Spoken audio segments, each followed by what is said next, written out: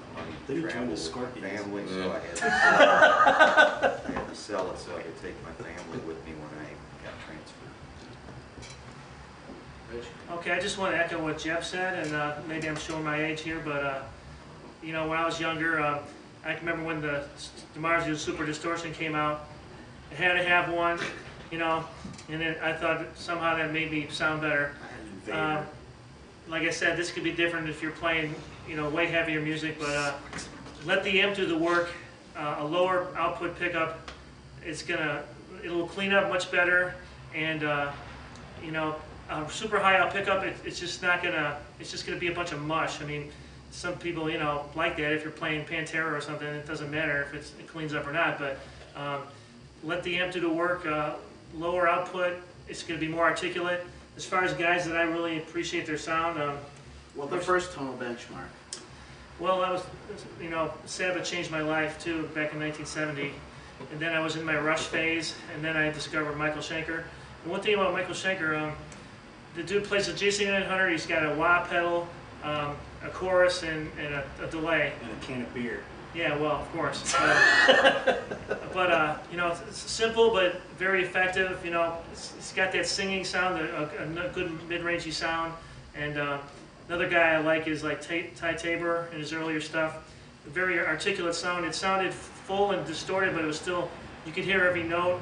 It sounded like a, you know, it was clean but dirty at the same time. That's the kind of thing I like. Eric Johnson, I think, has a great sound. You know, guys that it's dirty, but it's not poop, you know? It's like everything's articulate and every string. And, you know, if you play that kind of a rig, you know, it's going to make you a better guitar player.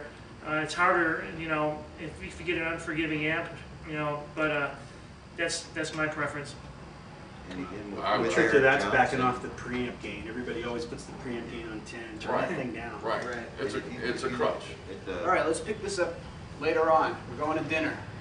Excellent. All right, let me get pee before we. Right. All right, so we're gonna go pick up Kevin and Jimmy. Yeah, they're waiting for us. They were saying, hurry up. Yeah, I'm sure they're eating their fingernails. So, are you guys gonna go to the restaurant, or are we all going back? Well, I don't know where it is. So. Okay. So it's Vinny, Carey, Uli, and some guy we found outside here. Herman Munster. Bring the Fred the questions that we were working on right there. Well, we must have the questions. Who's the dude that played Raymond's brother? There you go, sir. Thank you. Raymond. Raymond on These are the TV. mediocre questions. Excuse me. What was that Raymond guy's name on The television? guy everybody loved? Yeah, everybody Loved Raymond. except me. Oh, I don't know. I don't really watch enough TV to know that. As far as I was He concerned, looked like the Raymond guy could who suck played his my brother. dick. Oh. Okay. All right. So I guess I'll go quicker. All right. I will stand. We have no other chairs. Okay. We have no agenda. All right. No plan, no clue. Part 2. Part 2. Many hours later, many drinks later. We're on like the band part now. How to have a band or something. Yeah. Kurt couldn't deal with it, so he had to go. Yeah. Kirk had to get home in one piece. He's a lightweight. Things, when we put together bands, best things we did to keep it going, the things that went wrong, avoiding common pitfalls, interacting with other musicians. We have a few people on the site who are starting playing with other musicians for the first times in their lives. And to you, we say we're truly sorry. Good luck. Yeah. Go get an education in something other than music.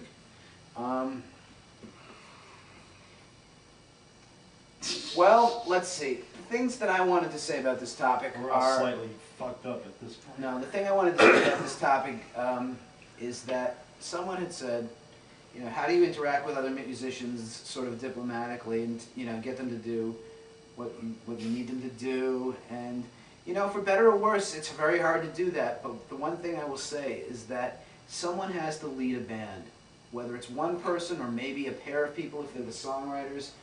It doesn't work as a democracy. You can't have everybody having a say. It doesn't work that way. To have 5 chiefs and no Indians. Someone's got to drive, and generally the leader will emerge among the people who are in the band. it'll either be the person who has the most talent, it'll be the person who has the most songwriting ability, The most or PA gear. the most PA gear, maybe. Might be the front person or the most photogenic. Person that has the rehearsal It's spot. frankly, quite frankly, it's going to be the person who has the most power in the band.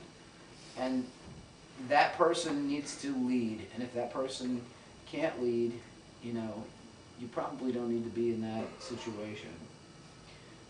But people start out and they think that it can be a democracy and everybody can have an equal say. You will not get anything done. No.